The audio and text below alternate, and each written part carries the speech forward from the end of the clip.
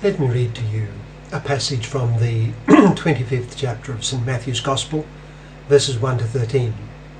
It's the Gospel for the 32nd Sunday of Ordinary Time, Year A. St. Matthew writes, Jesus said, "At that time the kingdom of heaven will be like 10 virgins who took their lamps and went out to meet the bridegroom. 5 of them were foolish and 5 were wise. The foolish ones took their lamps, but did not take any oil with them. The wise, however, took oil in jars along with their lamps. The bridegroom was a long time in coming, and they all became drowsy and fell asleep. At midnight the cry rang out, 'Here's the bridegroom, come out to meet him.' Then all the virgins woke up and trimmed their lamps. The foolish ones said to the wise, 'Give us some of your oil, our lamps are going out.' 'No,' they replied, 'there may not be enough for both us and you. Instead, go to those who sell oil and buy some for yourselves.' But while they were on their way to buy the oil, the bridegroom arrived. The virgins who were ready went in with him to the wedding banquet, and the door was shut. Later the others also came. 'Sir, sir,' they said, 'open the door for us.' But he replied, 'I tell you the truth, I don't know you. Therefore keep watch, because you do not know the day or the hour.'" That's from Matthew chapter 25, verses 1 to 13.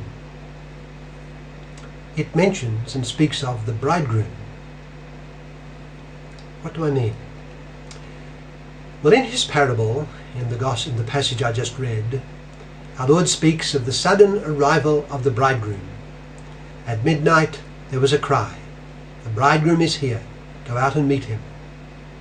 These words are quoted by the Catechism of the Catholic Church in its account of those who choose a life of celibacy for the sake of the kingdom of heaven.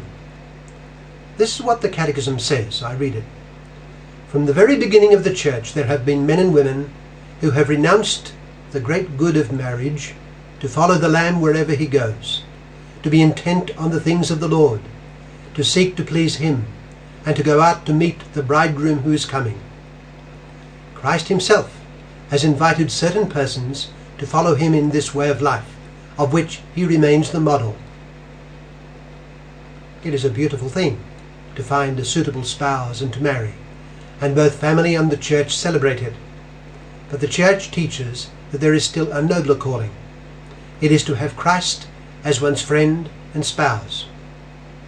Well, let the thought of such a vocation introduce a distinctive feature of the Christian religion, which is that Jesus Christ is bridegroom to the church. In the Old Testament, God often referred to himself as Israel's husband. Israel is his spouse by his deliberate choice of her, his people. This theme recurs especially in the prophets, who time and again preach that the people are acting as an unfaithful spouse. Now, I'm not aware of other ancient peoples who understood their God as husband to them. It would appear to be unique to revealed religion. The Gospels show that our Lord, appropriating these inspired terms, called himself the bridegroom. He applied to himself a term applied to Yahweh. Christ is the bridegroom, his church is his spouse. Other religions revere their founders for their doctrines and example, and take them as their supreme teacher. Christ is looked upon by the Christian as the supreme teacher, but not merely this.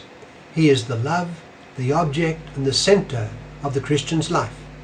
Christ is the bridegroom. The Christian's bond with him takes precedence over all other bonds, be they family, community, or national. Let's for a moment explore this distinctive feature of the Christian religion, taking just one example. While Muhammad is viewed by Islam as its prophet, Christ is firmly accepted by the Christian as man's God and only Redeemer. Muhammad is commonly referred to in literature as the prophet. Non-Muslims also often refer to him as the prophet out of respect for the sensibilities of Islam. The Christian, though, keeps certain distinctions clearly in his mind. He will not allow that Muhammad, coming centuries after Christ, and with teaching in direct contradiction to the most sacred of Christian teachings, such as the Incarnation, the Trinity, the atonement effected by Christ alone, the divine constitution of the Church, the indissolubility and monogamy of marriage, and many other teachings.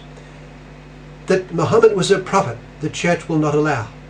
The Christian will not allow that he is a prophet in the line of the prophets of supernatural revelation. With Christ, all such revelation ended, and Christ himself stands forth as the definitive, complete and perfect revelation of the Father. Beyond and after him, all that remains is the development of the Church's understanding and proclamation of this revelation. There can be no further revelation, though there can be and is a development of the Church's doctrine on this revelation.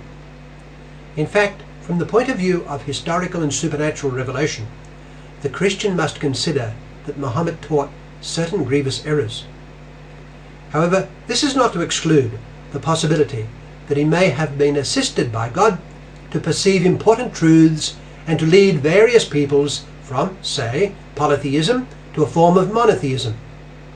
The word prophet has a broad usage in English. John Henry Newman, relying on early fathers such as Clement of Alexandria, insisted on a form of universal revelation.